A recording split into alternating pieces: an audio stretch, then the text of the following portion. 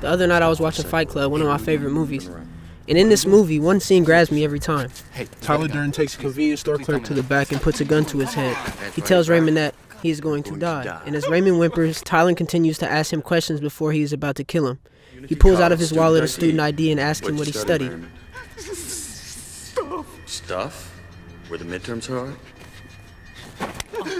I asked you what you studied. Biology mostly. Why? I don't know. What did you want to be, Raymond K. Hessel? The question, Raymond, was what did you want to be? Answering, Raymond. Jesus. Veterinarian. Animals. Yeah, animals. So Good stuff, yeah, I got that. That means you have to get more schooling. too much school. Would you rather be Be dead? dead? Every time I watch this, I wonder how many Raymond K's are out there, living lives with dreams never actually trying to fulfill them. And I always wonder why people don't go for it. I always wondered, how is a Raymond K created? How does the person settle for a life as a convenience store clerk rather than living in pursuit of what he actually wants? There comes a point in life when we fully understand that we are heading towards our death, and at any time it can come. That moment, while it lasts, is liberation. That moment is the clarity of meaning we all been waiting for. Our purpose is to live, to engage with moments of joy and ecstasy that erupt from our passions, to live with intensity and in harmony with our being, with an urgency and a recognition of the delicacy that life is. It's our duty as individuals to actualize, but most function like Raymond K, as if we forget we would die, as if we forget how fragile and important it means to be alive and to live with meaning, not to just exist. Raymond K thought maybe he could be a vet later in life. School isn't going anywhere. But until Tyler put a gun to his head and told him he will die right now, he didn't really understand how important his life was or how fragile it could be. His wants were no longer the priority. I think it's because we have these wounds that have never healed. These wounds are wounds of alienation, that feeling of being an outlier and the embarrassment people made us feel for being ourselves. When we were little, we were free and lived without fear or judgment. That's why babies walk on the beach naked. They don't understand social judgment. They only understand being. They only understand fun.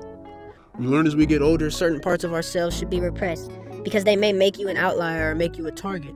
And these oughts put on us are things we accept and generally never recover from. And they all have a root in our desire to belong. In middle school, I was so thin that backpacks hurt my back. I had a rolly backpack and I would always get made fun of for it. For the first 2 years, I tolerated the criticism, but at some point, with all the unique qualities I had, being bald, having a rolly backpack, being 80 pounds, never having a girlfriend, I figured I might as well make myself a bit less alien. I might as well try to be a bit cooler. Maybe it could make my life better. So I started to wear a backpack in 8th grade just to avoid the criticism. And yeah, I stopped getting made fun of for the rolly backpack, but now I started to have back issues. I tell that story to say this fear that other people caused allowed them to put me in a position I didn't want to be in. I threw away my rolly backpack to appeal to them. And this appealing to others at the expense of ourselves is a mistake. And we have to deal with the repercussions of conforming. Not them. And we do it because the feeling of being alien is something we never want to feel again. To be honest, we lack bravery. We reject our uniqueness, our ambitions, and wear masks so we could belong. There's no risk in fitting in, so there's no reward. No reward for our spirit. No fulfilling engagement in life. And this war between the individual and society has been around forever. But the men and women I admire all rebel against this inclination and decide to remain themselves. And not for the sake of being a contrarian, but for the sake of actually knowing what you want. Our genius is in our individuality. Our divinity is in our distinctions. And the more we conform, the more we lose a sense of who we are. To pursue ourselves, this journey of self-discovery is like voyaging the ocean. It's scary. I can die. I can misstep and ruin my entire life. But who we really are, well, some of us, and I assume it's the people who watch and subscribe to this channel, are a group of people who have desires but may fail to pursue them. We fall into the trap of debt and unneeded responsibilities at a young age because we do as we should, as the pressures dictate us to. We naively subscribe to the belief that external solutions solve internal problems and that the path made for us, the one of convention, is the one we should follow. We believe in a plan that later we realize doesn't actually serve who we are, and we spend our lives trying to convince ourselves we made the right decision. We're okay with disappointing ourselves, but not okay with disappointing others. The urge to conform, to belong, to live without conflicting your wants and the wants others have for you is a battle most people never attempt to fight and win. And because of that, they betray themselves. This clip in Fight Club and this movie in general is so important to me because I don't want to be like Raymond. There's a scary responsibility in living with the decisions I've made for my life, and I could easily blame others for my circumstances and my shortcomings if I just followed the blueprint that was set for me. My life was never my fault because, well, it was never my choice. The resentment is justified. If I went to school, got debt and a degree, and didn't get a job after, whose fault is it? This path, and particularly the school system, never encouraged us to discover ourselves. Psychology wasn't important. Philosophy wasn't important. Only doing good at what they said is good was important. Then we grow up and do whatever they say is good and hate our lives. I guess I made this video for one reason and one reason only. I feel like so many people I love are wasting their lives because of fear. I see a bunch of people who have no idea who they are or what they want to be, and instead of pursuing that self, it's repressed and replaced with an idea of what they should be. I see so much potential in the people who do know, who have these brilliant ideas but are too cowardice to take that leap. Instead, they wander, unsure, prospecting a future when the time will be right, but the time's never right. People who postpone life never live. Wanderers, floating from job to job or simply going with the flow for the sake of belonging, for the sake of satisfying, working jobs they hate to make money, then spending that money to make themselves feel better about the job they hate. An endless cycle that I'd rather be dead than participate in.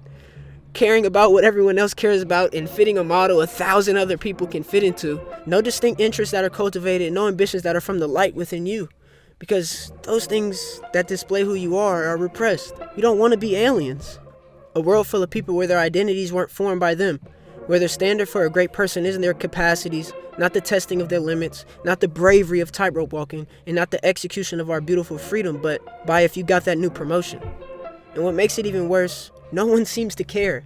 A crisis that no one's even aware of. We think it's social media that is causing all of this anxiety and depression, and maybe it is. But I really think it's the suppression of these unlived lives. The lack of self-discovery and the adaptation of identities we never formed ourselves. People's ability to walk around so unaware of self and no interest in figuring out who they are as individuals is an unhealthy society and a waste of a life. Too busy watching and engaging in other people's lives, we never have time to develop our own, to ask the real questions that form who we are. I'm no guru, and I don't have all the answers, but in all the books that I read, this is the most valuable thing. This is what I believe my life is about. And I don't have a better way of wrapping up this video than saying, don't take the backseat of your own life. Don't allow lives to go unlived. Live as if life were a sentence, and death, the period, which can come at any time.